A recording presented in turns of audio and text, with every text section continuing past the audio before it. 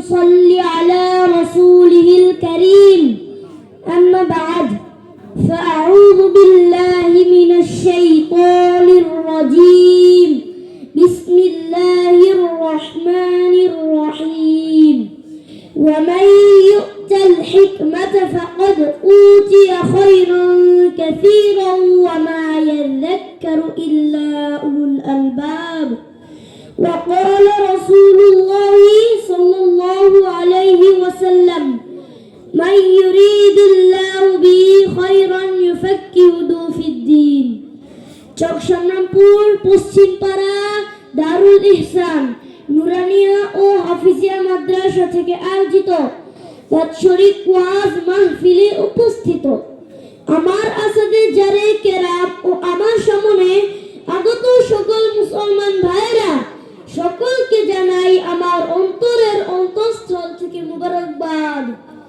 আজ আমি আপনাদের সামনে ইলমে দ্বীনের গুরুত্ব ও এর ফজিলত সম্পর্কে কিছু আলোচনা করব ইনশাআল্লাহ। আল্লাহ তাআলা আমাকে সহি বলার তৌফিক দান করুন। মুহতারাম হাজিরিন, ইলমে দ্বীনের গুরুত্ব অপরিসীম।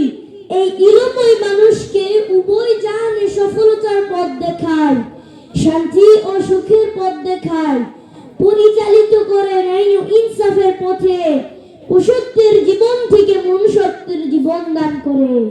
মুহতারাম হাজিরিন, ইলম হলো আল্লাহ তাআলার বিশেষ গুণ। ইলমে দ্বীন ছাড়া মানুষ মূর্খ এবং পশুর সমতুল্য। যাকে ইলম দান করা হয়েছে তাকে সর্বোত্তম নিয়ামত দান করা হয়েছে। এর জন্যই আল্লাহ তাআলা ইরশাদ করেন, ওয়া মান ইউতাল হিকমাতা ফাকাদ উতিয়া খায়রান কাসীরান ওয়া মা ইয়াযাক্কারু ইল্লা উলুল আলবাব। যাকে দ্বীনের ইলম দেওয়া হলো তার বিপুল পরিমাণে কল্যাণ লাভ হলো। সূরা বাকারা আয়াত 269। মুহতারাম হাজিরিন, সঠিক ইলম কারোর মধ্যে থাকলে সে কখনো পথ ভ্রষ্ট হবে না, অন্যায়ের পথে চলবে না, অন্যায় কাজ করবে না। আল্লাহ তাআলা নাফরমানি তার পক্ষে অসম্ভব। পক্ষান্তরে ইলম ছাড়া কোনো ব্যক্তি সাধারণত অন্যায়ের পথে চলে, অন্যায় কাজ করে এবং সহজেই গুনাহে পতিত হয়। মুহতারাম হাজিরিন, ইলম হলো জ্ঞানী আর মূর্খের মাঝে পার্থক্য করার একটি মাধ্যম।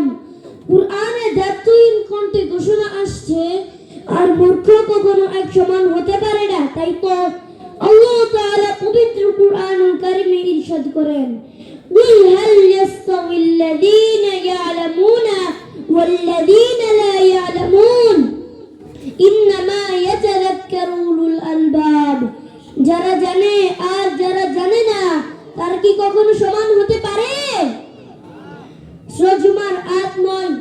প্রিয় সুধী, আল্লাহ তাআলা যাকে ইলমের মতো মহাদৌলত দান করেছেন তার উচিত ইলম অনুযায়ী চলা এবং সর্বদা শুকর আদায় করা, যেন ইলমের কোনো প্রকার খেয়ানত না হয়। তাই তো শিরে খোদা হযরত আলী রাদিয়াল্লাহু আনহু দীপ্ত কণ্ঠে ঘোষণা করেন, রদিনা কিসমাতাল জাব্বার ফিনা লানা ইলমা ওয়ালিল আ'দা'i মালু ফাইন্নাল মালা ইয়াফনা করিব ওয়া ইন্নাল ইলমা ইয়াবকা লা ইয়াজাল।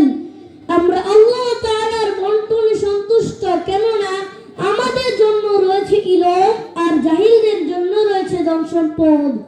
আর ধন সম্পদ অচিরেই শেষ হয়ে যাবে, কিন্তু ইলম সর্বদা বাকি থাকবে।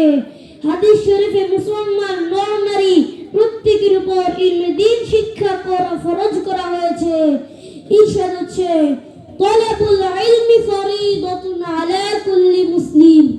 ইলমে দ্বীন শিক্ষা করা প্রত্যেক মুসলমানের উপর ফরজ। আর ইরশাদ হচ্ছে, মান ইউরিদিল্লাহু বিহি খায়রান ইউফাক্কিহুহু ফিদ্দীন।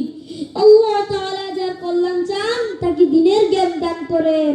মুহতারাম হাজিরিন, ইলমে দ্বীনের ফজিলতের ক্ষেত্রে হাদিস শরীফে ইরশাদ হচ্ছে, মান সালাকা তরিকান ইয়াতলুবু ফীহি ইলমান সালাকাল্লাহু বিহি তরিকাম মিন তুরুকিল জান্নাহ।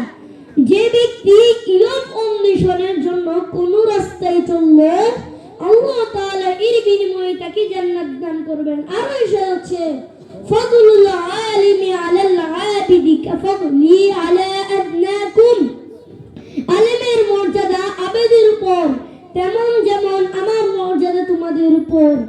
উপরোক্ত কুরআন এবং হাদিসের আলোচনা দ্বারা আমাদের সামনে ইলমে দ্বীনের গুরুত্ব ও এর ফজিলত স্পষ্ট হয়ে যায়। তাই আসুন ইলমে দ্বীন শিক্ষা করে সেই অনুযায়ী আমল করে উভয় জাহানে সফলতা লাভ করি। আল্লাহ তাআলা আমাদেরকে তৌফিক দান করুন, আমিন। আসসালামু আলাইকুম ওয়া রাহমাতুল্লাহি ওয়া বারাকাতুহু। মাশাআল্লাহ, আলহামদুলিল্লাহ। আমাদের